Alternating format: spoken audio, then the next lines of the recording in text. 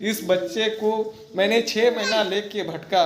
एक ये बड़ी बेटी दादी के पास रहती थी और दादी का भी तबीयत सही नहीं रहता था, तो दोनों बच्चे को लेके मैंने एक जगह कहा कि अस्थिर रहेंगे। घर में तो रह नहीं पा रहे फ्रेंड, घर में भी तो जान लेने का प्रयास करता है वो सब, बार बार 25-30 आदमी लेके।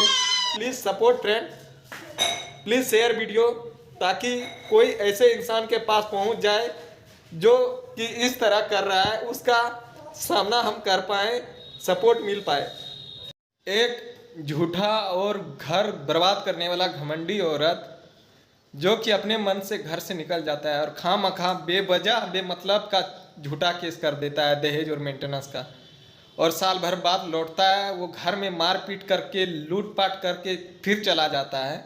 और इसके बाद हम घर से जान बचाने के मतलब से हम घर से निकलते हैं कि एक आदमी यहाँ पर मिलता है।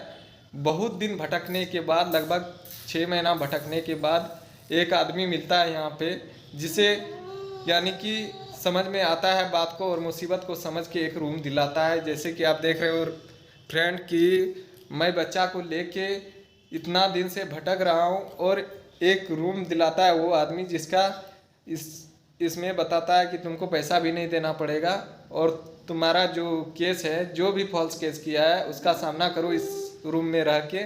और फ्रेंड जैसे कि आपको पता है मेरा माँ यानी कि बीमार रहती है, वो बीमार भी है, और मैं ये दोनों बच्चा को संभालने के लिए और यानी कि ये दोनों बच्चा को जिंदा रखने के लिए मैं भटक रहा हूँ, दर दर भटक रहा हूँ। और मेरा माँ भी बीमार है इस मुसीबत में, और इस रूम वाले के मालिक को यहाँ से यानी कि निकलवाने के लिए कह दिया। तो आप ही बताओ फ्रेंड, उस औरत का कितना लगाव है, और हम सब एक लोअर फैमिली से रहने वाले इंसान अभी दर दर की ठोकर खा रहे हैं 2 बच्चे को लेकर, और एक बीमार माँ भी है, उसको भी मैंने बुलाया साथ, कहा कि यहाँ पे आके रहो और साथ में उसका जो फॉल्स केस है उसका सामना करेंगे। लेकिन वो भी सामना करने के लिए भी यानी कि उस लायक भी हमें नहीं छोड़ रहा है कि मैं कहीं अस्थिर रह के उसका केस को झूठा साबित करूं। और बताओ फ्रेंड कि इस बच्चे को इस ठंडी में लेके मैं कहाँ जाऊं। अब इस बच्चे को मैंने 6 महीना लेके भटका।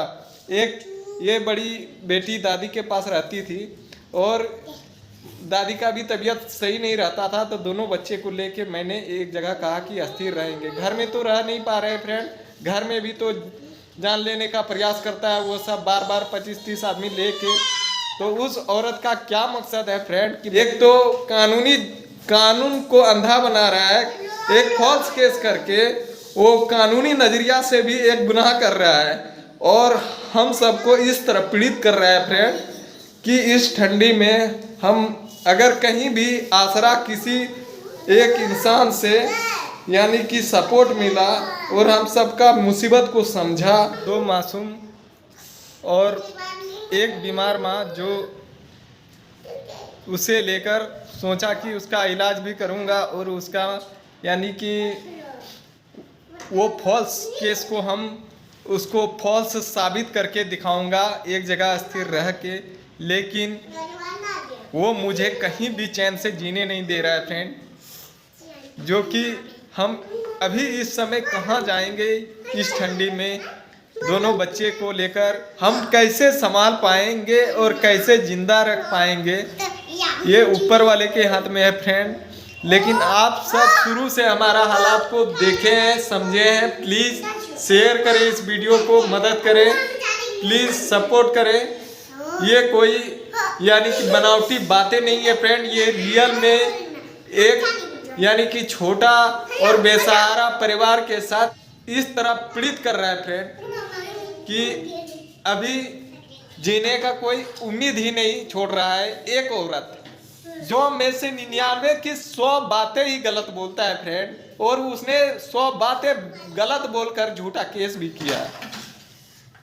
अब ये बताओ फ्रेंड कि ये औरत जो 2 मासूम को मैं संभाल रहा हूँ, वो औरत होने का पहचान भी नहीं दिखा रहा है। उसका घर वाला सोच रहा है कि किसी तरह इसे यानी कि पागल कर दे, जान से मार दे। ये दोनों बच्चा दर दर भटके। तो बताओ फ्रेंड हम क्या करेंगे? Please share, support friend.